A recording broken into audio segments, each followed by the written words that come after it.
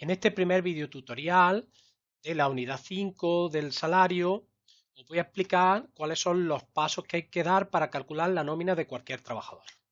Yo lo hago a través de un método que se llama el método de los 5 pasos.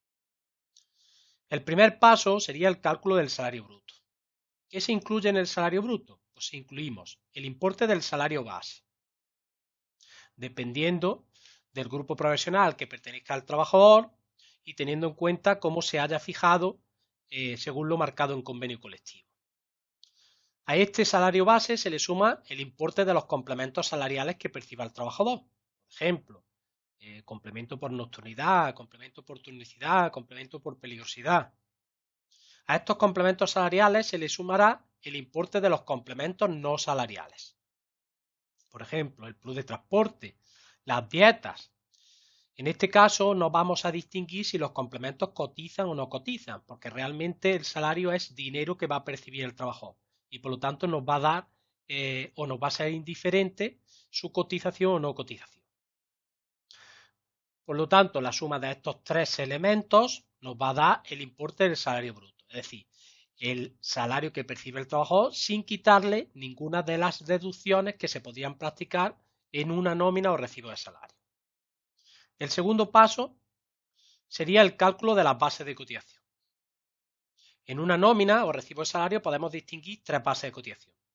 Base de contingencias comunes, BCC, base de contingencias profesionales, BCP, y base de horas extraordinarias. El cálculo de estas tres bases no es dinero que vaya a percibir el trabajador, sino es un procedimiento de cálculo que se lleva a cabo en la nómina de un trabajador y que sirve para que en el caso de que el trabajador se encuentre en una situación que no pueda prestar servicios y por lo tanto no percibe su salario, pues la seguridad social, si reúne los requisitos marcados legalmente, le pague las prestaciones económicas correspondientes a la situación en la que se encuentra. También podría ser el servicio público de empleo. ¿Qué prestaciones son? Pues podría ser una incapacidad temporal, una jubilación, una incapacidad permanente, el propio desempleo.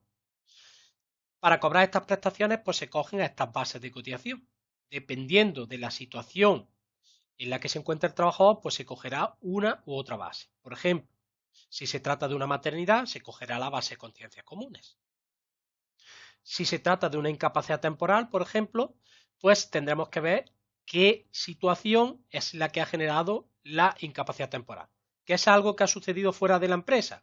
Como una enfermedad, como un accidente no laboral, pues se cogerá BCC.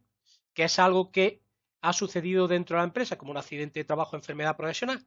Pues se cogerá BCP. BHE lo único que hace es complementar a BCP. El tercer paso sería el cálculo de la seguridad social. En la nómina de un trabajador, pues hay que descontar la deducción correspondiente a su seguridad social. Por lo tanto, habría que incluir o calcular la seguridad social del trabajador. ¿Cómo se calcula? Pues se calcula a través de una serie de porcentajes que se aplican a la base de cotización y que estos serán mayores o menores o diferentes dependiendo de que el contrato pues, sea temporal, indefinido, de interinidad, prácticas, etc.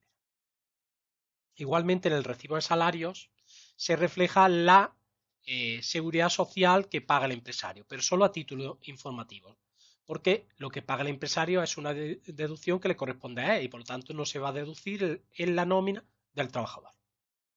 El cuarto paso sería el cálculo del IRPF. El IRPF es el impuesto a la renta sobre las personas físicas, es un porcentaje variable y se calcula sobre el salario bruto. Como posteriormente vamos a ver sobre el salario bruto que esté sujeto a IRPF. En los siguientes videotutoriales os explicaré esta diferencia, salario bruto y salario bruto sujeto a IRPF.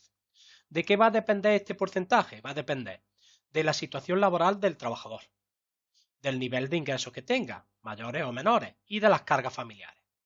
A menor nivel de ingresos y más cargas familiares, menor será el IRPF que se le va a descontar al trabajador en su nómina. Por último, el quinto paso sería el cálculo del salario líquido. ¿Cómo se calcula el salario líquido? Pues tendríamos que coger el primer paso que hemos visto, que es el salario bruto, y al salario bruto le descontaríamos la seguridad social del trabajador y el IRPF que hayamos calculado. Hay una tercera posibilidad, que se le tenga que descontar algún otro tipo de deducción. Por ejemplo, como podría ser el canon por convenio colectivo, la cuota sindical. Todos estos aparecen en la parte inferior de un recibo de salario, pero en este caso no necesitan ningún cálculo, únicamente deducírselo al salario bruto. El resultado de esta operación, salario bruto menos seguridad social menos IRPF menos otras deducciones, nos dará el salario líquido. ¿Qué es el salario líquido? Pues el que va a percibir el trabajador. Bien a través de su abono directo en las oficinas de la empresa, en metálico, bien a través de una transferencia bancaria o bien a través de la entrega de un documento de pago, como podría ser un cheque bancario. Con esto tendríamos visto cuál es el cálculo del método de los 5 pasos. Y ahora posteriormente vamos a ver desglosadamente cada uno de ellos. Ahora que todo es posible, hay que seguir.